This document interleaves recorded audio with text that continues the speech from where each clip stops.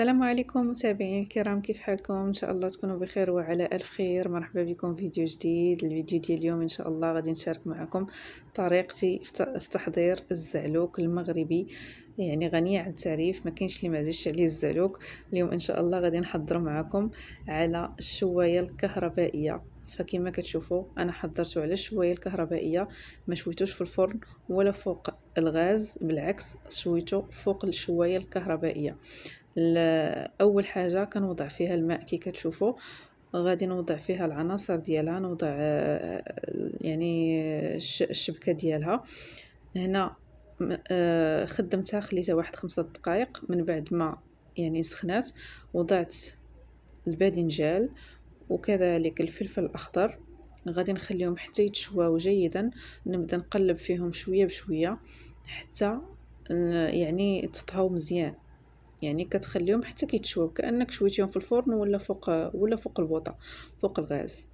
فكنبقى نقلب في الفلفله ولا الباذنجان حتى كيتشوى ليا مزيان وكيتطهى.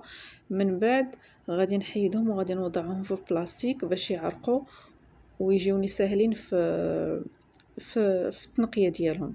كي كتشوفوا فجدت هنايا القراده ووضعتها وبديت كنجبد في الفلفله كنقي فيها. كتحيد هذيك يعني داك الجلد ديالها كيحيد بطريقه سهله. منين كتوضعيه في الكيس فهو كيتعرق وكيجيك سهل في التنقيه ديالو. فكما كتشوفوا بقيت كنقي في الفلفله، غادي نبقى نقي فيها كلها، يعني كاع جميع المكونات اللي عندي. بالنسبه للباذنجان كنقسمو على جوج بالسكين، وكان نحيد داك الحشوه ديالو، كنحيدها بالملعقه لان باقي سخونه بزاف، فما خليتهاش بزاف في البلاستيك، بالعكس غير واحد شويه، واحد 5 دقائق تقريبا ورجعت ليه. فكنبقى نحيد في ديك الحشوه بالملعقه لانها سخونه، وجاتني سهله صراحه لانها ما شاء الله يعني الشوايه الكهربائيه شواتها مزيان، يعني ماشي. وكذلك الفلفله كنحيد داك النواه ديالها، داك اللب ديالها، داك الزريعه. غادي نبدا الحين نقرض فيها بالسكين، وكذلك الفلفل بعد غادي نقرضو حتى هو بالسكين. غنجيب حبة طماطم لاننا الطماطم ما شويتهاش معاهم، غادي نقليها غير في المقلاة. فمن بعد ما غادي نكمل الفلفله والباذنجان كي كتشوفوا خلطتهم مع بعضياتهم، بقيت كنقرضهم بالسكين.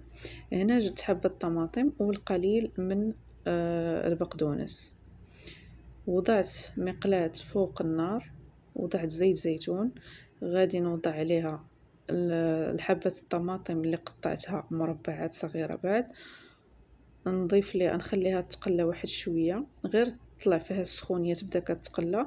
غنضيف ليها 3 فصوص ديال الثوم صغير او فصين من الثوم متوسطه الحجم، ونخلطها مره اخرى. نخلط باش تقلى ليا ديك الثوم مع الطماطم او مطيشه كي كنقولوا لها حنايا. كنخلط جيدا غير تبدا تقلى واحد شويه عاوتاني، وغادي نتبع ليها الباذنجان والفلفل اللي قرتهم معاكم كي كتشوفوا. فكنضيفهم حتى هما، وغادي نمزج الطماطم مع الباذنجان والفلفل حتى هما، غادي نخلطهم مع بعضياتهم لان كنبقى نحرك مع التحريك، والنار راها متوسطه. فكنحرك جيدا باش يتمزجوا العناصر مع بعضياتهم كلهم، تدخل في بعضياتها، يولي عندي يعني مكون واحد. الآن ضفت القزبر او البقدونس اللي موجود عندكم بحال ولا اثنينهم، يعني ما كاينش حتى مشكل. درت القليل من الملح. غنضيف كذلك البابريكا او التحميره او الفلفل الحلو. غنضيف القليل من القزبره اليابس او الكمون، اثنينهم مزيانين يعني ما كاينش فرق. القليل من الفلفل الحار او الشطه باودر والقليل من الفلفل الأسود.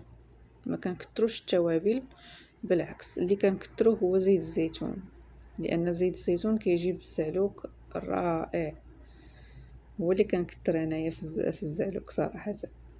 غادي نضيف كذلك اللي بغى يدير الهريسة يديرها، الشطة السائلة. الا بغيتي تكتفي غير بالشطة اللي هي الفلفل الباودر الحار، اوكي يعني عادي. بغيتي تزيدي عزيز عليك يكون حار اكثر، ضيف الشطة السائلة او الهريسة كي كنسميوها. فانا غادي نضيف هنايا شويه ديال معجون الطماطم، تقريبا نص معلقه صغيره ديال معجون الطماطم، وكنحرك. صافي دابا غادي نخليها على نار مهيله حتى تقلى مزيان داك الباذنجان، الفلفله، الطماطم مع التوابل. غادي نخليهم يتقلاو مزيان على نار مهيله. من بعد غادي نقدمهم معكم. هذا هو الزعلوك، يعني سهل وسريع التحضير، ما يشدش منكم الوقت، بالعكس تجهزوه في وقت وجيز والمذاق رائع. وكي كتشوفوا الطبق النهائي هو هذا. فحبيت نشارك معكم الطريقة، صراحة كتعجبني الطريقة اللي كندير، فبغيت نشاركها معكم.